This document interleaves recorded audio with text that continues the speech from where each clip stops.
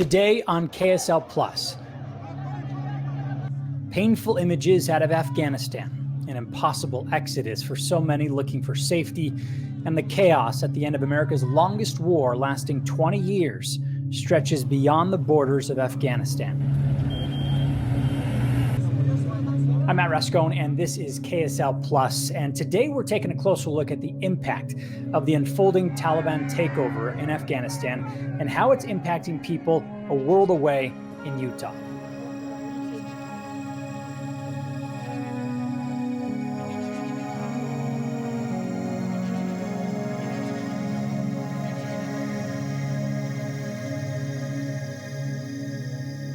Over the last few days, my colleagues and I at KSL TV have spoken to Utahns with connections to Afghanistan. As a soldier, nobody asked my opinion. Including Lane Morris, who returned 19 years ago after fighting al-Qaeda. Shrapnel from a hand grenade blinded him in his right eye. Now with the Afghan government collapsed, Morris rejects the idea that the United States failed in its mission. When you join the military, you join up understanding that that you're going to go and fight who your political leaders tell you is the enemy and who you need to fight. And so when you ask me if it was worth it to me. I don't feel like my sacrifice is in vain or a waste. I don't look at it like that. I'm sure there's people out there that maybe do look at it that way. Whether they were wounded or not. Maybe they just spent a year away from their families over there. But I just don't look at it as was it worth it or not worth it in those terms. I went and did what my country asked me to do, and it was an honor. And I'd do it again. I'll go tomorrow if we need to go back there. I'm sure they don't need me. But that's my role. That was my role as a soldier. And I did it proudly and was thrilled to do it. And I'd do it again. So was it worth it? It was absolutely worth it. We accomplished the main mission, which was to get al-Qaeda out of there. Taliban, like I said, the Taliban was just in the way. So that was mission accomplished. We've set those guys up. Anybody that says that this is a U.S. failure, I think is not placing the blame where the blame needs to be. There's that old saying about the freedom, the taste, freedom as a flavor for those who have fought for it, that the protected don't know. And well, in Afghanistan, they're going to find out about losing freedom. And I hope as a people and as a country that they make a decision that instead of looking around and saying somebody needs to do something about this, that they'll say, I'm going to do something about this. I mean, it's a testament to both the brutality of the Taliban and people's unwillingness to express themselves because of that.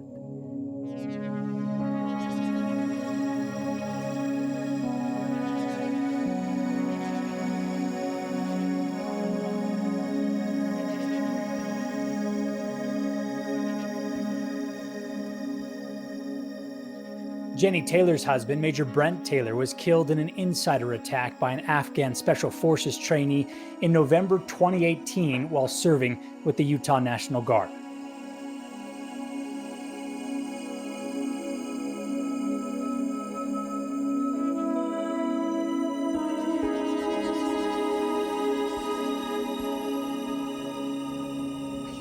I think we've got to be really careful that we don't call everything a waste, because I think if anything ever is a waste, any trial we as a person or as a country, a world face, if we let it be a waste, I think that's on us for not learning and growing. I would say instead of pointing fingers, it's time for some pointed questions. We need to really dig deep as Americans and ask ourselves, what are we doing in our individual spheres, in our own homes and communities to make the world a better place, to make it so it's worth it? People ask that all the time, is it worth it? Is it worth it? You decide. Are you going to make it worth it? Are you going to help your children make it worth it? Are you going to rise up and help raise that next greatest generation of Americans? Or are we all going to sit back in defeat and say, well, it's too bad we tried? I, for one, we can't give up, and we'll keep going. I know Brent died loving the Afghan people. He died trying to give them freedom and hope and opportunity. And he wasn't only willing to die if there was victory at the end of the battle. You know, hundreds and thousands of our brave men and women die in battle long before they know what treaty will get signed at the end. But they sign up anyway. They go in, they serve, they sacrifice, they love, they lift, they plant seeds. There's a lot of devastation in Afghanistan and around the world. I hope that within that devastation, there's also seeds of hope. There's growth, there's opportunity.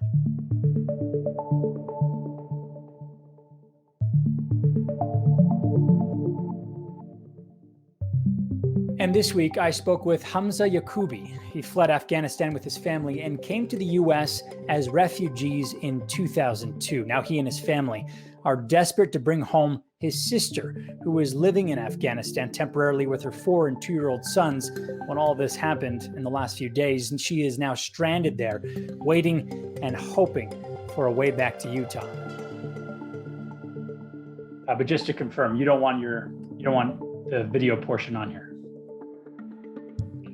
No. Can you talk about what the last several days have been like?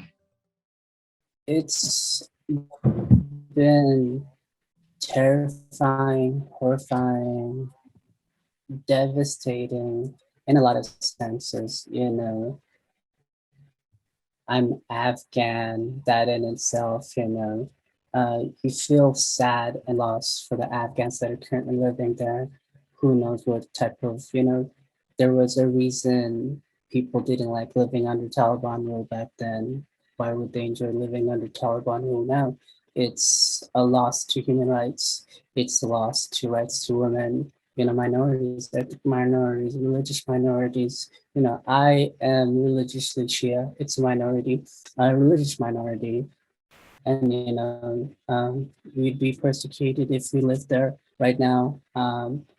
A lot of ethnic minorities like the Hazara community often targeted. And if you look out throughout this, the US occupation, most oftentimes it was the Hazara community that was targeted. So, the Taliban could say, we're going to be better, but, as soon as the international community gives them legitimacy, they will just revert back.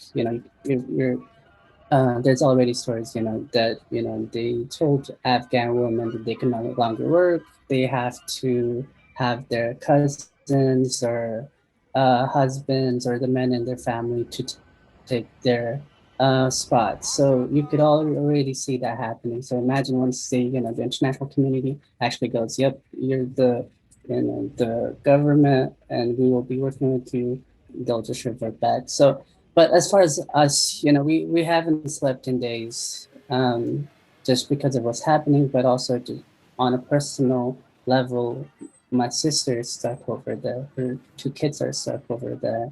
My mom has cried for the past couple of days, just feeling grief and all the sadness, not sure whether she'll make it or not, because when it's a scramble, everyone is trying to make sure they're safe, but she's there by herself, and the moment her husband's here, she had this escalated so quickly that she wasn't able to get out of there in time. Were you born there? Yes, I'm originally from Afghanistan. Okay. I came here as a refugee back during, my family and I, we fled Afghanistan during the Civil War. And then, we lived in Pakistan for a while. Then we came to the United States as refugees. How long ago was that? We came here right around early 2002. Early 2002. So that's really when, not long after the U.S. went in there. So for the last 20 years, though, since you've been here, things have been different, right? With the U.S. there, what are your thoughts on everything that's happened on the U.S. side as far as pulling out as quickly as they did and and then ultimately leading to this Taliban takeover? I, at the moment, I just want to focus on the Afghans. Things happen, whatever. But I will say this, as an Afghan in the diaspora, and then hearing what Afghans are going through, Afghans do feel abandoned and betrayed. The U.S. was all, human rights, and all of a sudden, instead of making sure everyone was evacuated properly, they evacuated themselves. They left. So Afghans feel abandoned. I think, obviously the U.S. couldn't have stayed there, and you can talk to any Afghan, they say the same. They agreed, obviously the United States can't stay there, but they could have prevented what happened. It's a tragedy. It's a disaster. The U.S. had intelligence early on, and they knew that the Afghan government was going to collapse. If they knew that, why didn't they work on early to make sure the vulnerable Afghans were out? So I'm not saying it's one part, but this was preventable. Now the Afghans that are stranded there, they'll have to suffer the consequences. Talk a little bit more about your sister. So was she living over there with her children, and what's her situation right now? So she's there with her 2 children. As of right now, we have been in communication with the office of Mike Lee and Senator Mitt Romney. They told us, as anyone would, we had to fill out this repatriate form so they know that there's a citizen. She's a United States citizen, and she's trying to come back to America. Even if she wanted to go to the airport, it's chaos, it's madness. She wouldn't be able to because she's by herself, and she's a woman, and who knows what would happen along the way. So even if she got to the airport, she wouldn't be able to get on a flight because commercial flights are not working right now. So as of right now, we're just waiting to hear back until she hears something that they can say, hey, this is where you need to be, this is what time you need to be, and then we'll evacuate you from there. But it's been an agonizing 24, 36 hours trying to make sure that she gets something. We filled that out, the repatriate form yesterday. We're just waiting now to hear something back. And you said she's a U.S. citizen. She's grown up the last 20 years. Yes. She came here with us back in, as I mentioned, back in 2002. So yes, she was raised here, and she just caught up in this mess. When you have, because you mentioned that you had spoken to her, what is that? What's that conversation like? What are you hearing from her? Is there a lot of fear or kind of the unknown, or? There's the fear of the unknown, of not being able to know if she will make it out, because again, it's just chaos and madness right now. And she's just, worried about her 2 kids. As bad as it is being a woman over there, the pressure, you can't do anything. You need a man to do anything. You can't go outside, you can't work. You'd have to, a whole lot of things that a woman can do publicly, you'd need a man for. So, and she wouldn't even care about that. But, the life that her 2 children would have to live, that's something that she won't be able to bear.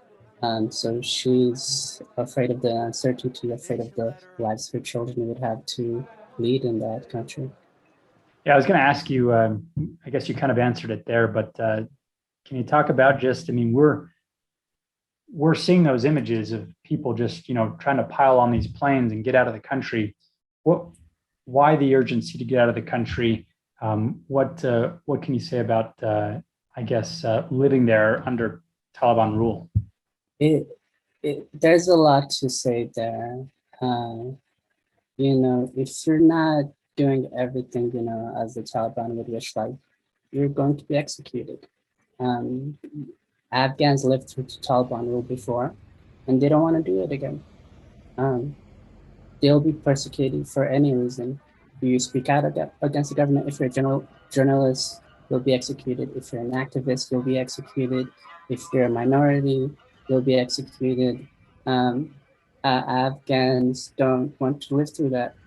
You can see the pictures you see Afghans forming the airport, sticking on planes, and while the plane is in air, they're still sticking on. The horrific image of an Afghan person falling to his death while the plane was in midair, um, it's painful to see, and that illustrates that they'd rather choose death than to live under Taliban rule.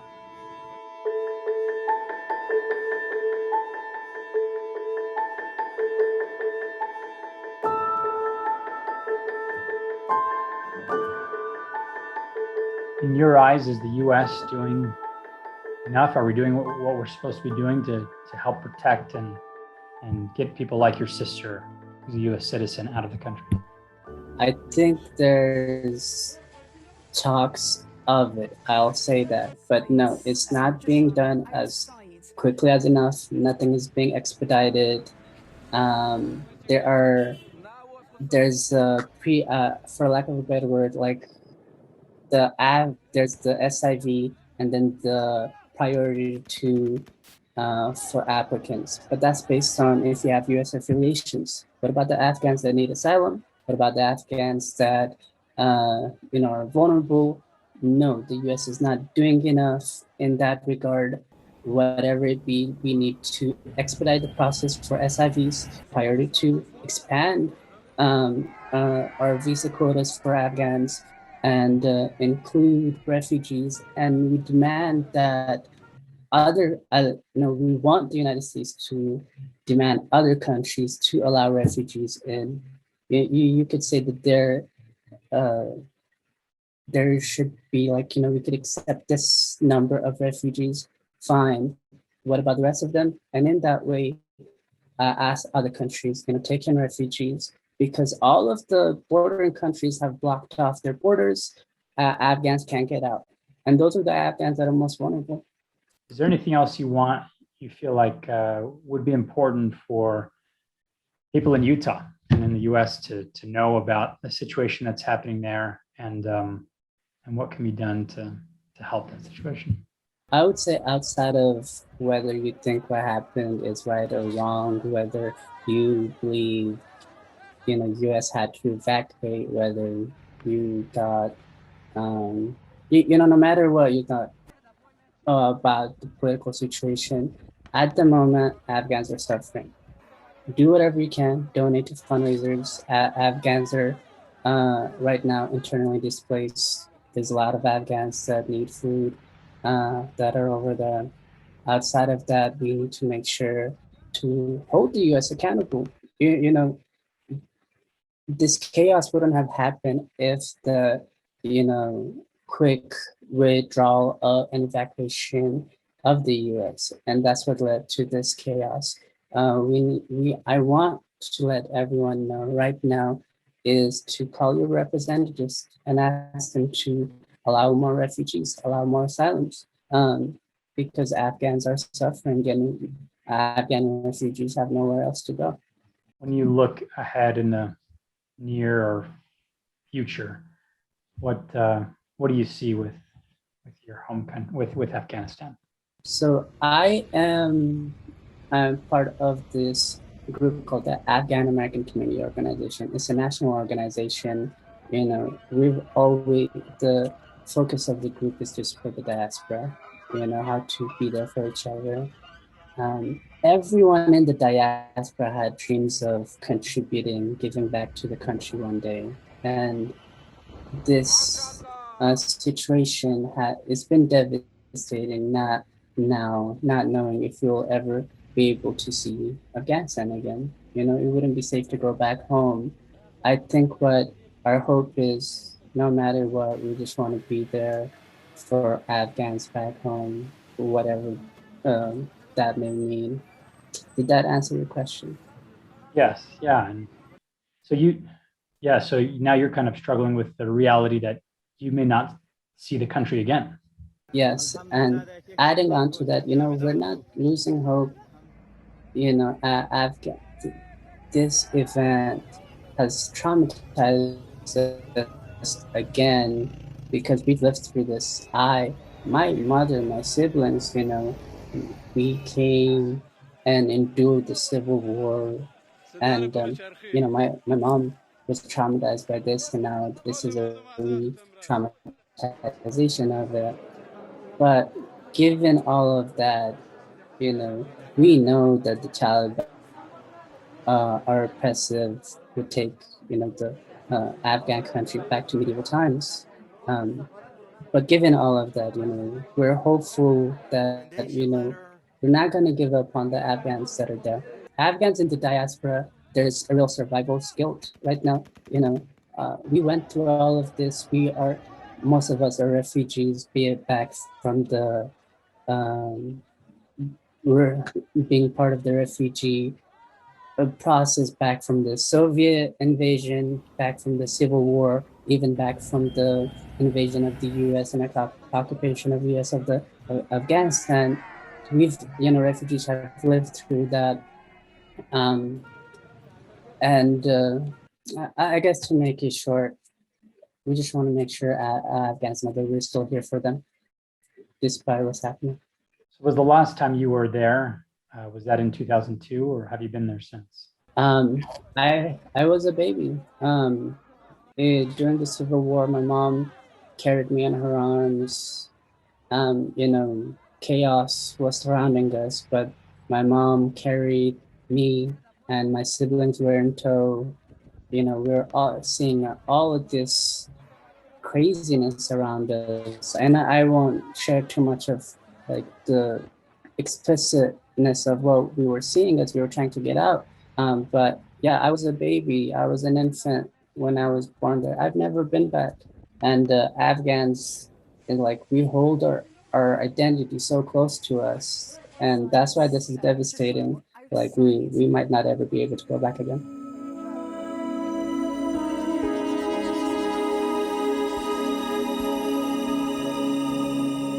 KSL TV will stay on top of the unfolding developments out of Afghanistan. That does it for us, though, this week here on KSL Plus. I'm Matt Rascon, and we'll see you again next week.